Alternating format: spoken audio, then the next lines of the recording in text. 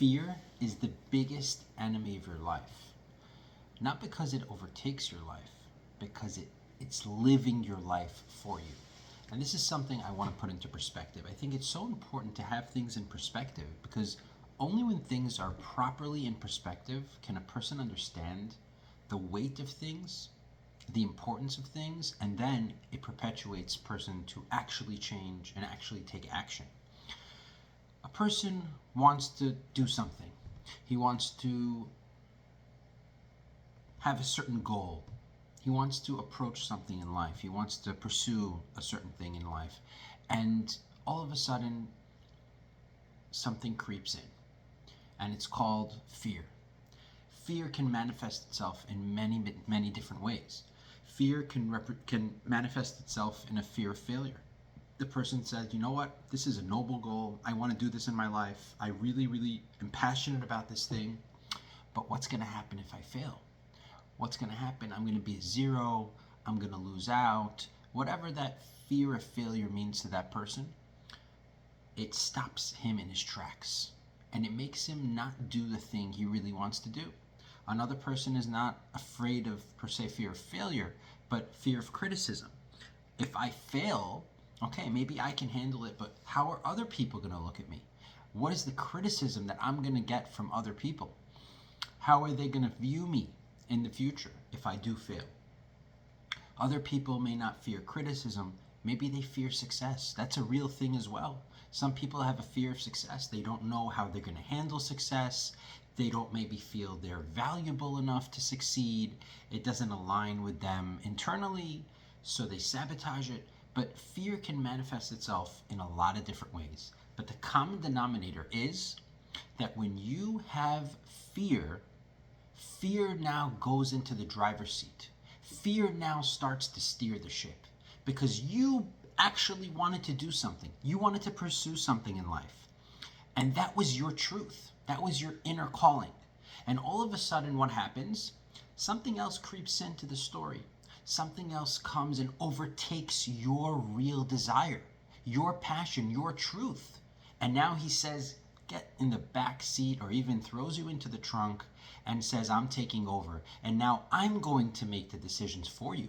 You wanted to pursue this? I don't think so. You're not going to do it because you're scared to fail. So now the fear of failure, of criticism, of whatever it is, it's going to make the decision for you. And now that fear forces you to make a decision you don't really want to make. You know what? I'm going to hold off a little bit on this passion. I'm not going to pursue this goal. I'm not going to pursue this career because I'm scared.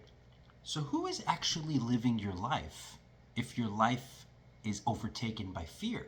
And this is what I want to put into perspective because I was thinking about this and it's just such a profound thing. We think that just because we are alive, we are moving, our heart is beating, that we are living our lives. But that's not true. Just because I'm alive, it doesn't mean that I'm the one who's actually living my life. And this is a very good example where this manifests into reality. It really exhibits itself in this sphere. A person wants to do something. He wants to approach a career. He wants to approach something that he finds valuable in his life.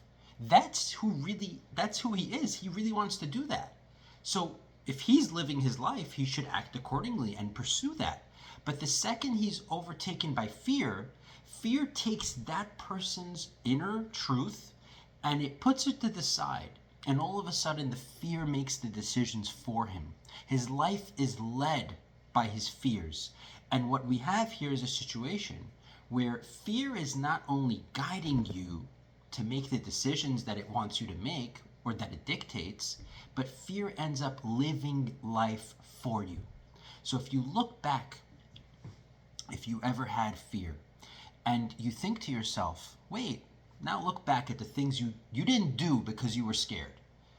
Can you actually say that you led your life, you lived your life, or did fear live it for you?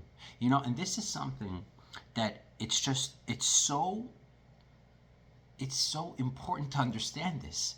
Because if you want your life to get where you want it to get, then you have to be the one living it. You have to be the driver of your life. You have to have your hands on the steering wheel and be able to go left, go right, go straight, go backwards. You have to be able to control your life. And if you let fear take over you, you are no longer controlling your life. And what that translates into is that you are no longer living your life. Your life is being lived by the fear that possesses you, that overtakes you. And that's so earth-shatteringly sad that a person can live but not live. He's alive, but he's not living his life. And there's something I wrote down that I wanted to read. Someone who is led by fear is not only led by fear, but he is lived by fear. Because like I said, fear ends up living life for you. He does not live. He does not even exist. For who he should be is not in existence. And the life he should be living isn't in existence. Because if you wanted your life to go this way and fear took it that way, so the life that you really wanted to live isn't being lived by you. You wanted yourself to become this, and fear took you somewhere else and made you someone else. So it comes out that you, who you really want to be, is not in existence. And I'll end with this following sentence that I wrote. Only when you realize the utter disgust of the life one quote unquote lives when fear steers his ship, can you throw fear overboard, take the helm, and actually live. It should be a disgusting idea to us that we don't live our own lives. Because guess what we have? The only thing we really have is our lives. And we only get one shot at it. And to forfeit our lives and to allow it to be lived by something else, which is fear, is disgusting.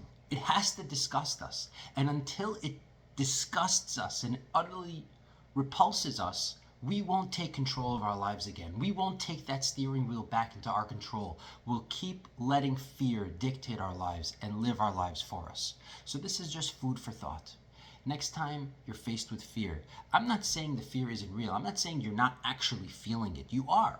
We all have some type of fear. It's very hard to find someone who doesn't have fear, right? They say courage is not someone who doesn't have fear, but he has fear and he acts upon what he wants to do in spite of his fear.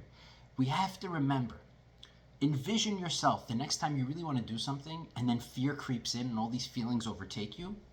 Picture yourself in the driver's seat of the car. You want to go somewhere, and then this fear, this monster comes and tells you, get out of the driver's seat. I'm taking over. You're going to the trunk. And then you picture yourself, wait, I'm going to go to the trunk? I'm not going to steer my own life to where I want it to be. I'm not going to become the person I really want to become.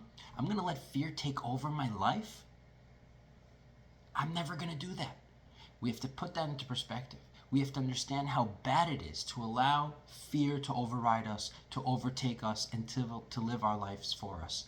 And when we put that into perspective, that we're forfeiting our life because of fear, then it'll motivate us to really, really try to overcome fear, because we'll understand what we're losing out by letting fear take the wheel. What we are losing out is not something simple. It's the whole picture. It's not a slice of cake, it's the entire pie. It's our entire lives. We should wake up. We should go and fight fear and have the courage to, feel the fear, but do it anyway.